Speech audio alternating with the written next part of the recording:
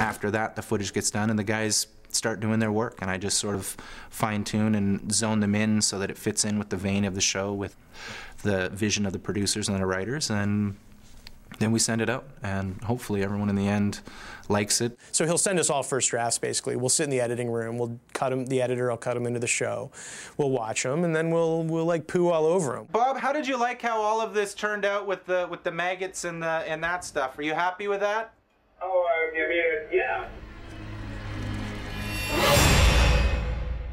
Eric had a baby, and so we were all thinking about how creepy babies are, and that's when we started thinking about changelings. Changelings in traditional lore are actually babies. They're not as old as they are in the episode of Supernatural, but we couldn't have like babies exploding in fire. I mean, there's certain lines even we won't cross, so we had to make them a little older. One invention was actually the changeling, and this is, again, it's a group process. It's a very organic process where we start with a sketch. Sometimes we hand it off to the visual effects department, in this case, the changelings.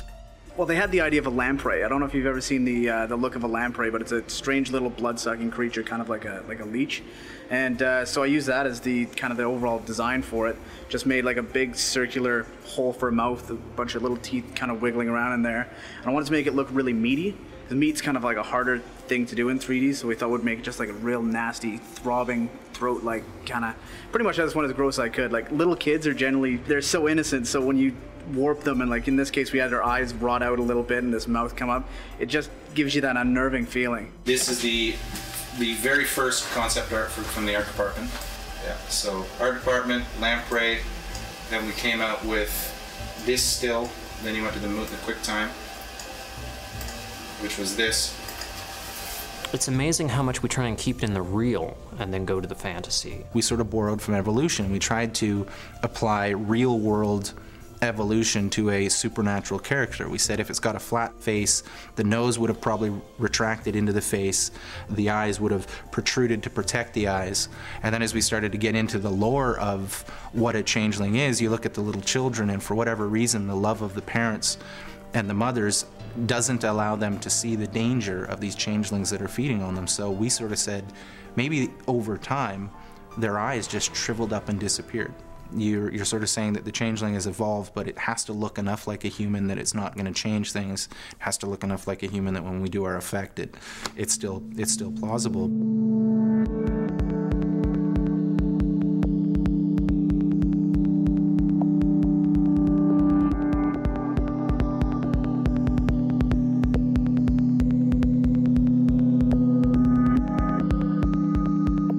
The neat thing is that we've established our own lore now. So we're reflecting back on earlier seasons. And the fun thing is we've done, I think, 3 vampire episodes now, and each time we've bettered our approach. It's a subtle approach, but each time we've bettered the way that we construct like the vampire dentures. This is our new design. They're cool. They're, you can see the actors. Those are the actors' actual teeth. And behind there's a cast of the actors' teeth, and these are an acrylic denture, made of dental acrylic. The idea for the multi-layered fangs came directly from Eric Kripke, and it's a neat design. It's a real tricky design to pull off. When we conceived of vampires, we thought of them as like sharks, these bloodthirsty sharks. So they have an entire set of retractable teeth. People are used to having the incisors on vampires actually elongate and turn into the fangs that we see, whereas in this show, there's been a bit of a change where it's a secondary set of teeth that slide down over top of the original teeth. Having the fact of the option of that the teeth can retract and be back there instead of just a stretching of the tooth, which kind of seems weird at times, and kind of give it that little extra, like a cat's claw. Pull back the lip and press in the gum, and out comes this vampire fang. It was kind of a neater take on it and something different that hadn't been seen before. So it's very personal to Supernatural, I think, and it's a good look.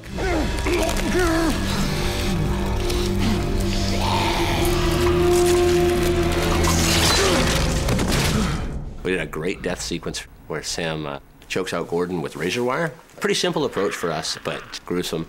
We rigged some plastic razor wire with blood tubing. Just as you press it into the skin of the neck, it sinks in a little bit, and to get the blood flowing from that, and it's acted out right. It looks really nasty. We cut off Gordon's head in episode 7. And I've got a shot. I put the actor on the ground, and I shot his head. And of course, it was attached to his body. And then Ivan and Grant removed his body. And there's a balance with what we can come up with. I mean, we can come up with pretty well anything. Gordon's head being cut off is one of them. You know, it wasn't just enough to have a headless corpse lying there. No, we had to have the head rock into place and the mouth kind of, you know, just to push it a little bit farther. This was the original plate that we ended up with. We would have had to remove his body and give him a kind of a jagged cut along his neck. This is the head as it's isolated off of his body. This is actually the 3D model with Gordon's image projected back on. So they took me down to the visual effects trailers, and they said, take a look at that. What do you think? And here's the head laying there severed, and its lips are moving, and its eyes are twitching a little bit. I said, how did you guys do that? He goes, that's not the actor. I said, what do you mean it's not the actor? There's its head right there. No, that's a 3D digital photograph of his head, and we put that head on the floor and we made it move. It wasn't even the actor, and Eric didn't know it either. So what they can do today in 3D is just amazing. That blew me away. I didn't quite understand how they could do that, and so the amount of effort that they put into that was pretty astounding.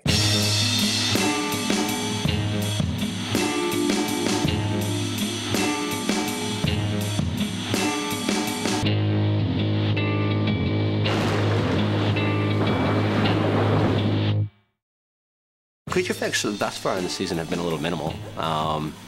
You know, in the lore of Supernatural, the demons are the main nemesis throughout the season. As far as the demons go, they come in every form, and again, as far as trying to nail down any kind of logic or rule, they kind of get bent along the way as things develop.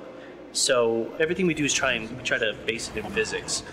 Things stretching, things pulling apart. When a demon gets hit, although they kind of evaporate off into nothing, there's wind currents and gravity that's involved with that. That's the stuff we like to play with. That's the fun part, actually. It was Phantom Traveler that really, in season 1, Bob Singer's show, so many decisions about what we made about demons, that they have black eyes, that they be this black smoke that forces itself down people's throats, didn't come from, oh, this is what the mythology needs to be. It came from the particular needs of that specific episode. And so the black smoke has really become a signature of the show in a lot of ways. But inadvertently, I mean, it just happened that way because that's what we had set up in that one episode. And so, you know, Ivan, you know, because we've given him so much damn practice with this black smoke, has become quite the virtuoso. I mean, you know, if you're like Superfan 99 and you really want to look at an interesting compare-contrast, like bust out the black smoke in Phantom Traveler and then bust out the black smoke in Justin Bellow. Demon smoke and black smoke is something that I've had to do a number of times throughout my career, and it's always one of the most difficult things to do for visual effects. Right now what we're working on is we're just researching and developing some ideas, because in an episode coming up we're going to have a demon cloud come flying down the street. It'll be terrifying and supernatural. This is a Maya 3D fluid simulation. I'm using different things like heat and turbulence to create the swirling effect of the smoke. And this box here is just a little collision object to see how it will collide and wrap around different objects in the scene, so we can have a car in there or buildings and stuff like that. We always try to borrow from the real world. The way snakes move, it's sort of like the way sharks swim. So when we start to animate our smoke moving around like a snake or making it look serpentine, it borrows from biblical, you know, the serpent and that sort of thing, but it also gives us an engine to move our smoke around in a manner that can give sort of a predatorial or intelligence to an inanimate particle system. Having said that, this year we've come up with a whole new set of problems where we have thousands of these individual little snakes that make and comprise one big fog smoke thing that moves around. But then when it gets closer, we have to break it up into its individual pieces to show that it is indeed an army.